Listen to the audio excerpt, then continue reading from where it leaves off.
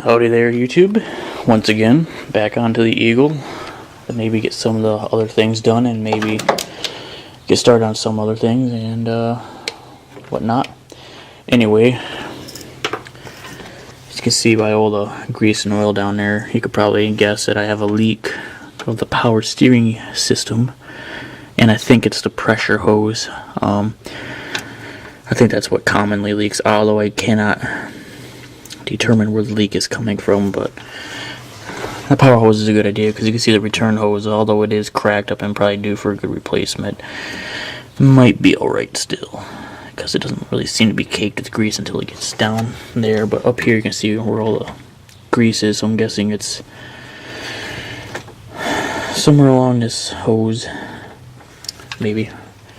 And you can see I already got that unplugged. I think that's my temp sending unit that has stopped working on me. In fact, I got the part right here from Standard. This fits according to Rock Auto. Pop this out of here. Come on. There we are. I don't know. I mean, if that's just a little plastic piece right here that just pops off somehow or something. I mean, it could if that just screwed in. Otherwise, the only thing I've seen is that fitting right there with the 2 wires. Looks like it only needs to be 1 wire though. I didn't see anything on the back side of the intake, but I have a manual here. I'll look at it before I rip it apart. It could be back down on the other side, so we'll see how that goes. Here's my new hose anyway. What else? Well, I guess I'll get to the CV shaft. If you see in my other video, my CV shaft's pretty bad, so got a new one. I don't think I'll get to this today or until I get my car lowered, because I don't feel like screwing around with it otherwise. But there's your what I would call a castle nut, but it doesn't really look like a castle nut. It looks like just a fastener bobber. And you'll undo that, and there's like a bunch of Allen keys. You can see it kind of pointing at it. You undo all that and undo the castle nut thing, and it will literally just drop and slide out according to people online and everything. So we'll see how that goes. But I mean, it'd be hard to kind of move this with the real spree finning, and you know, I could try putting it on something, but yeah. You know how that goes. There's plenty more to do yet, and I don't feel like lowering the car because I still got to drop the transmission and transfer case to have both rebuilt. Or at least get the transmission at the very least resealed. Oh yeah. Also picked me up some new supplies. You can see my whole exhaust system laying on the floor. Picked me up a good torque wrench. An ADT, so you know it's pig iron, but 25 to 250 foot-pounds. It's a clicker, yeah, all nice and adjustable. $100, and it comes with the case. I could have got something a lot cheaper, but you know, at the same time, to get something a lot cheaper, probably not the best idea. And I also picked up a can of engine degreaser because, well, duh. Pretty nasty in there. But first I'm going to take a gander through my little repair book and see exactly where to chase down this temp sending unit, because I don't think that's it.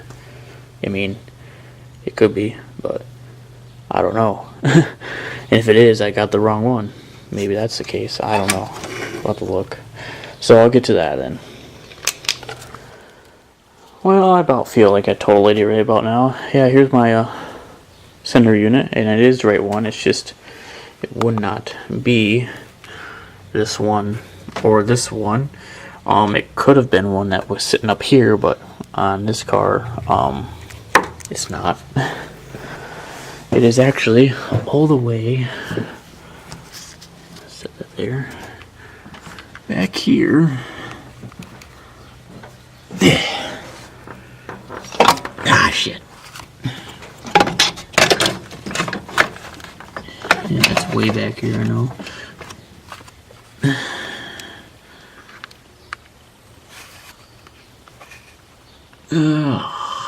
There. That's it. And here's a connector. You want to guess what was unhooked? Figures. My sensor's perfectly fine. It's just it was unhooked. Yeah, that's what happens when you don't bother looking at something before you buy a part. But it was only like a couple bucks anyway. So I have one now, a spare one. I could replace it, but seeing how it's all the way back there, I don't feel like replacing it right now.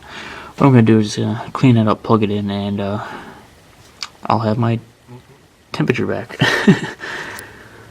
Well, at least I have a spare. It's not like that could be too bad. So, got that figured out. Took only like an hour because I'm trying to figure out where that damn sensor is. Alright, I'm going to drop the skid plate and get shit cleaned up and then get working on this power steering pump hose, I guess. Lesson learned. Again, I'll never learn it. Alrighty there, YouTube. I'm not doing so well. I'm just simply trying to ruin my skid plate, and I've been at it for a while now. Why have I been at my skid plate for a while now? Well, it's not these bolts. It is, in fact, these little guys. As you can see, it's a little torques a bit. I think they were thinking they were being pretty smart using that, because then you won't have to have, you know, something like that sticking out to catch shit, right? So we'll just use like this rounded head with a little torques bit, no problem. Well, unless every single one of them try to strip out every time you touch them, even with PB Blaster and shit, leaving you to go to desperate measures only to continually strip it out no matter how much larger up a size you go, until you just strip it out to the point where it's just fucking round insides. Never being able to achieve getting a damn skid plate off. So, what do? Well, I do in fact have such a solution. I'm getting the big gun out. I'm gonna fucking rip those sons of bitches off, and then use my vice grip and just grab them. That's the plan. Fuck them. Well, guys, it's been a couple hours now. I'm not kidding you. Fucking around with a skid plate.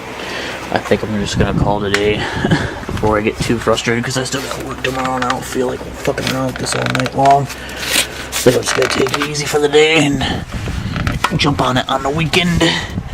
But I did make some progress. I did end up getting my little grinder wheel out. But seriously, I mean, Jesus Christ, skid plate. Anyway, you can see I kind of cobbled off some on each side there, and using a wrench I got to turn a little bit, but you know, it's still the same. Like I said, I really do not fuck. God, I just don't want to fuck with it right now.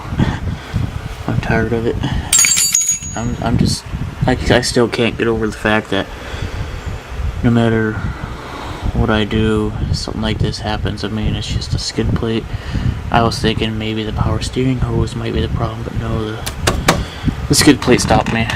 This is the bullshit. I go through it and it just seems to happen to me. I don't know. Anyway, yeah, I'm just tired of it. You know, I just want to quit before I totally lose my cool, because that's just so annoying. I'm definitely going to replace those with actual proper bolts next time, because if that was the case, I would have had that completely off, and I would have been getting this son of a bitch installed. I mean, the only problem with this is I don't have line wrenches, but god damn it. It's just so annoying. So annoying.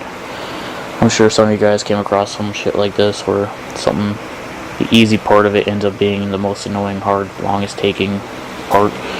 So, yeah, and also I had to run a fan out here. I mean, you could see the ground soaking wet, and even fucking,